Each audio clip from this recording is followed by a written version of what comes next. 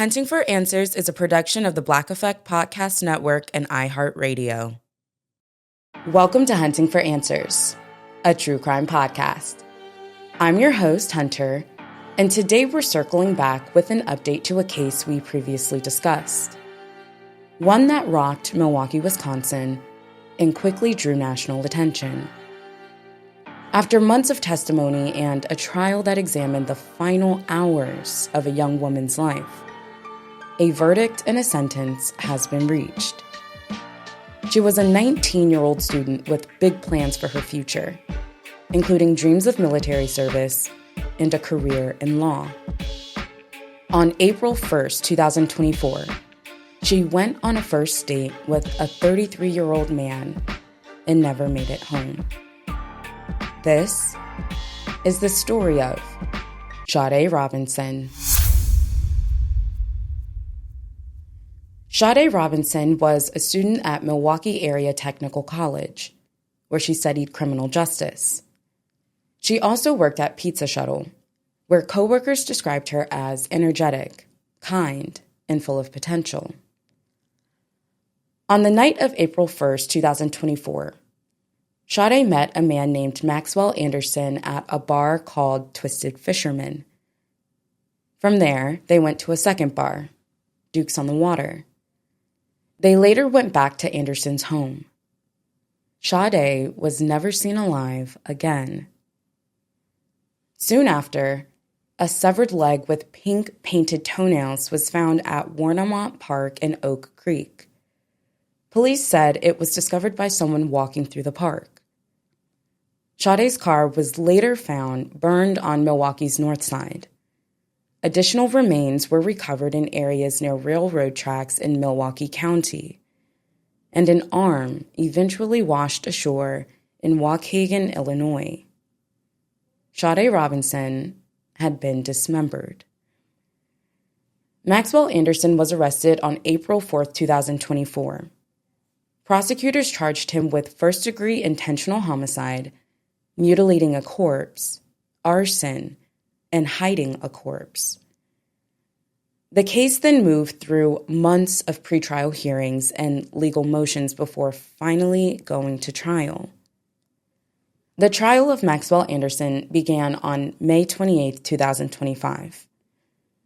Over the course of 9 days, jurors heard a case built on surveillance footage, cell phone data, and forensic evidence. Video shown in court captured Sade Robinson and Anderson at both bars, talking, drinking, and appearing comfortable in each other's company. But prosecutors also presented photos recovered from Anderson's home that told a very different story. One image showed Sade face down on a couch, while Anderson's hand was on her body. Prosecutors said she appeared incapacitated and unable to respond. The state argued she was incapacitated and unable to consent or resist. Prosecutors walked jurors through a precise timeline. Cell phone data and city cameras showed Sade's car leaving Anderson's home around 12:45 a.m. on April 2nd. The vehicle was tracked to Warnemont Park, where prosecutors said Sade's body was dismembered, before it was driven back into Milwaukee. Shortly after, the car was set on fire. Surveillance footage showed Anderson walking away from the burning vehicle, still wearing the same clothes from the date. He was later seen boarding a bus home. Inside Anderson's home, investigators found Sade's DNA on a plaid jacket.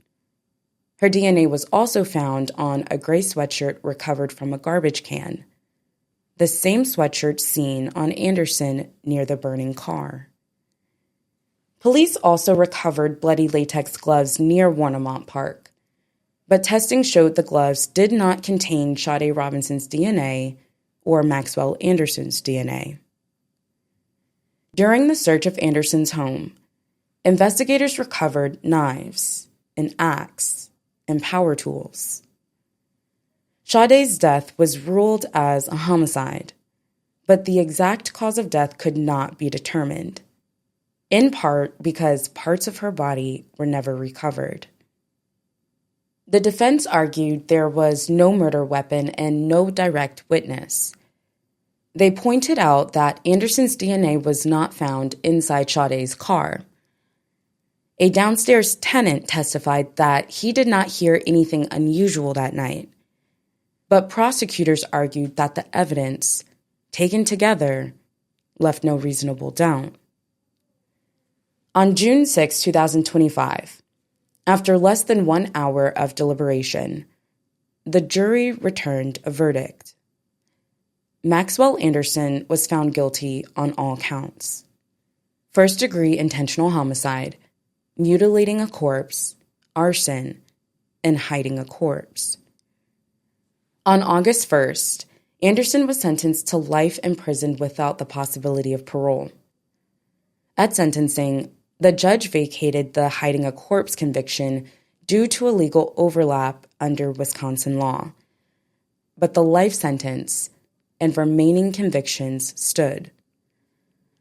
Milwaukee County Circuit Judge Laura Crivello did not mince words in court.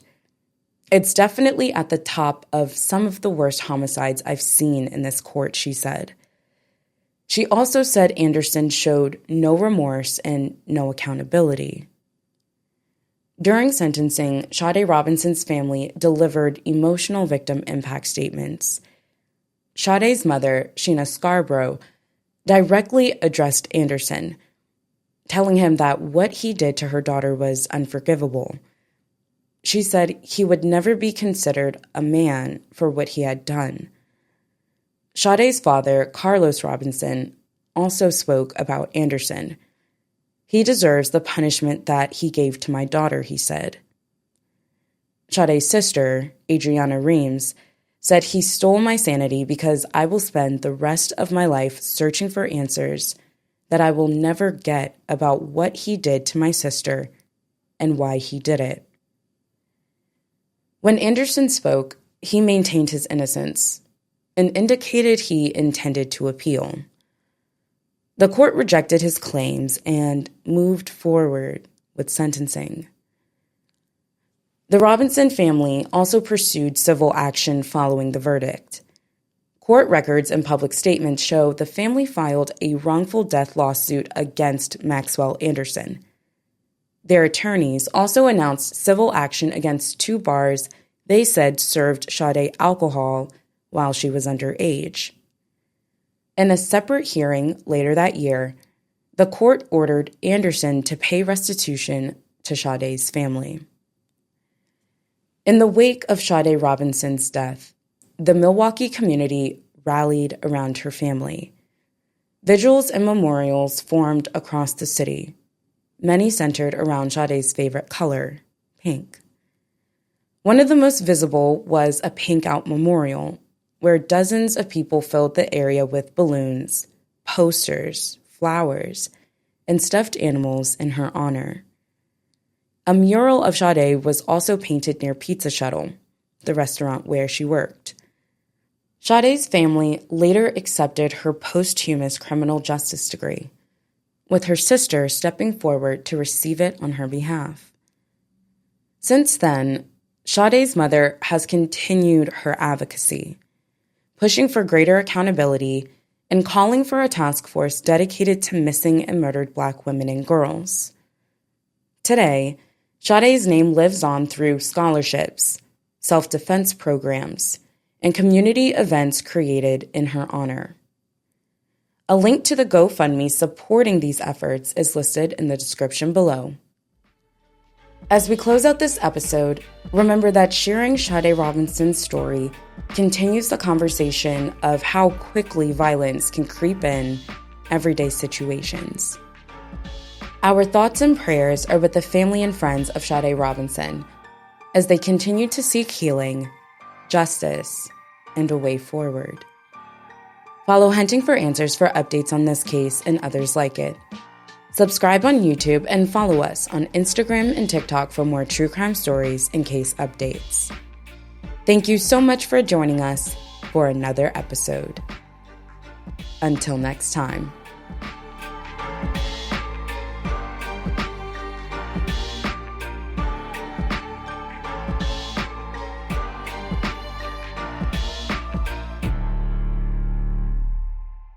Hunting for Answers is a production of the Black Effect Podcast Network.